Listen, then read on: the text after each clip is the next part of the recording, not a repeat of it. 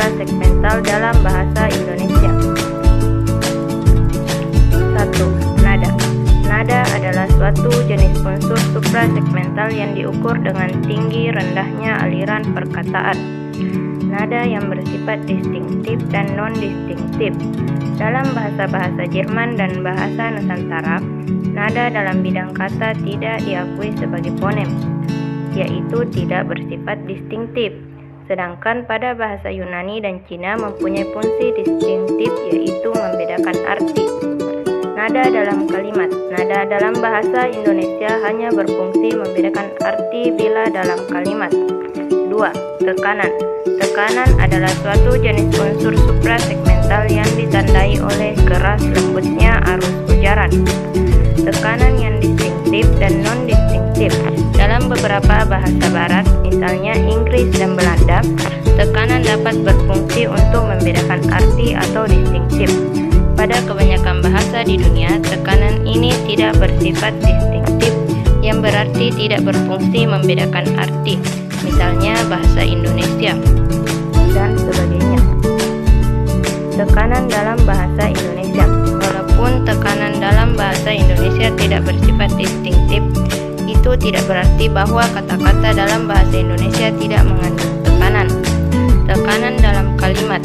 Walaupun tekanan yang distinktif dalam bidang kata tidak ada dalam bahasa Indonesia, dalam bidang kalimat tekanan yang distinktif itu ada. Tekanan semacam itu biasanya disebut emfasis. 3. Durasi. Durasi adalah suatu jenis unsur suprasegmental yang ditandai oleh panjang pendeknya waktu yang diperlukan untuk mengucapkan sebuah segmen. Durasi yang distinktif dan non-distinktif. Pada umumnya, durasi pada bahasa-bahasa di dunia tidak bersifat distinktif dalam bidang kata, tetapi ada beberapa bahasa yang memiliki durasi distinktif, misalnya bahasa Sanskerta. Durasi distinktif dalam bidang kata biasanya dinyatakan oleh adanya vokal pendek dan vokal panjang dalam bahasa itu. Durasi dalam kalimat. Dalam bidang kalimat terdapat durasi yang distinktif. Sebuah segmen dalam sebuah kalimat dapat diucapkan dalam waktu yang relatif lebih lama dari segmen-segmen lain dalam kalimat untuk menekan segmen itu. 4. Jeda atau kesenyapan. Jeda atau kesenyapan ini terjadi di antara dua bentuk linguistik, baik antar kalimat, antar frase, antar kata, antar morfem, antar silaba maupun antar fonem. Jeda tersebut juga kesenyapan akhir atau kesenyapan final. Kesenyapan ini biasanya dilambangkan dengan tanda titik atau titik koma bila suaranya merendah, dan akan dilambangkan dengan tanda tanya jika intonasi merendah, dan akan dilambangkan dengan tanda seru. 5. Intonasi.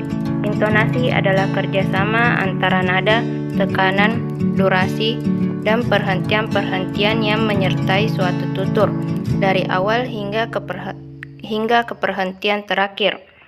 Berbeda dengan nada, intonasi dalam bahasa Indonesia sangat berperan dalam pembedaan maksud kalimat. Bahkan, dengan dasar kajian pola-pola intonasi ini, kalimat bahasa Indonesia dibedakan menjadi kalimat berita, kalimat tanya, dan kalimat perintah. Kalimat berita ditandai dengan pola-pola intonasi datar turun. Sekian presentasi saya kali ini. Saya ucapkan terima kasih dan assalamualaikum warahmatullahi wabarakatuh.